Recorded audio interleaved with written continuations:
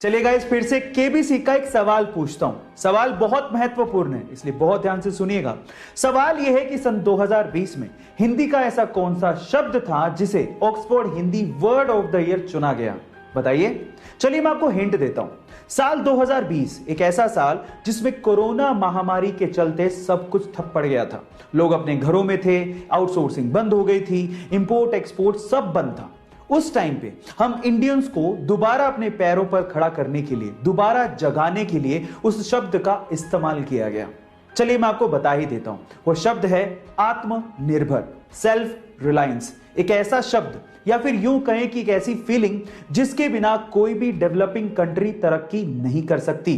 Guys, ये fact आपको कैसा लगा चैट सेक्शन में जरूर लिखिएगा, और ऐसे अमेजिंग फैक्ट्स के लिए यूट्यूब पे हमारे चैनल को सब्सक्राइब कर लीजिएगा, और अगर आप इंस्टाग्राम पे देख रहे हैं तो मुझे फॉलो करना मत भूलिएगा। मिलते हैं अगली वीडियो में। लाइफ में पॉजिटिव रहना यानी कि पॉजिटिव एटीट्यूड रखना बहुत ज्यादा जरूरी है, और ये सब जानते हैं। जब लाइफ में सब कुछ अच्छा चल रहा होता है तो सभी लोग पॉजिटिव ही थिंकिंग रखते हैं, अच्छा सोच रहे होते हैं। लेकिन जब लाइफ में तकलीफें आती हैं तब पॉजिटिव कैसे रहा जाए, ये आप रेस के घोड़े से सीख सकते हो। कैसे, मैं आपको बताता हूं। क्या आपको पता है कि रेस के घोड़े को ये नहीं पता कि उसे रेस में दौड़ना है और जीतना है? उसे तो जीत का मतलब ही नहीं पता होता। वो सिर्फ इसलिए दौड़ता है क्योंकि उसका मालिक उसके ऊपर बैठ के उसको तकलीफ दे रहा होता है, उसे पोक कर रहा होता है ताकि वो तेज भागे।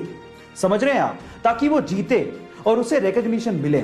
इसी तरह से आप लोग हमेशा याद रखिएगा, जब जब आपको आपकी लाइफ में तकलीफें मिले, आप लोग याद रखिए कि मालिक आपको जिताना चाहता है।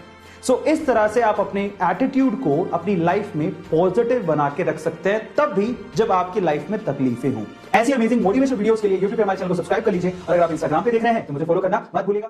गाइस, शौक बहुत बड़ी चीज है और उसके लिए लोग कुछ भी कर डालते हैं। चलो मैं इसका एक एग्जांपल देता हूं। लंदन में एक सरदार जी हैं जिनका नाम है रूबेन सिंह जी। अब उनके शौक की बात सुन के आप लोग हैरान रह जाओगे। उनके पास एक या दो या तीन नहीं बल्कि पूरी 15 रोल्स रॉयस कार हैं। और आपकी जानकारी के लिए मैं आपको बता दूं कि रोल्स रॉयस कार पूरी दुनिया में सबसे महंगी कारों में शुमार है। अब आप लोग कहोगे इसमें शौक का क्या सीन है, तो शौक का सीन सुनिए। वो जो 15 कारें हैं वो सारी की सारी अलग अलग कलर की हैं, और हमारे सरदार जी अपने पग के कलर के हिसाब से अपनी कार हर दिन बदल कर लेकर जाते हैं। ओह माय गॉड, है ना ये शौक की बात। गाइस, ऐसे अमेजिंग फैक्ट्स के लिए यूट्यूब पे हमारे चैनल को सब्सक्राइब कर लीजिए, और अगर आप इंस्टाग्राम पे देख रहे हैं तो मुझे फॉलो करना मत भूलिएगा। मिलते हैं अगली वीडियो में। गाइस, बड़े बुजुर्ग कहकर गए थे कि जिस दिन पानी बिकना शुरू हो जाए उस दिन समझ लेना कि कलयुग आ गया। अब कलयुग तो आ ही गया है, सब लोग देख रहे हैं पानी बिक रहा है। लेकिन हम इंसान इससे भी एक कदम ऊपर चले गए हैं, क्योंकि आजकल पानी के साथ साथ शुद्ध हवा भी बिक रही है। कैसे, मैं आपको बताता हूं। गाइस, ये सबको पता है कि दिल्ली की आबो हवा बहुत खराब है, लोग शुद्ध हवा को तरसते हैं। अब इसी का फायदा वहां के कुछ लोगों ने उठाया।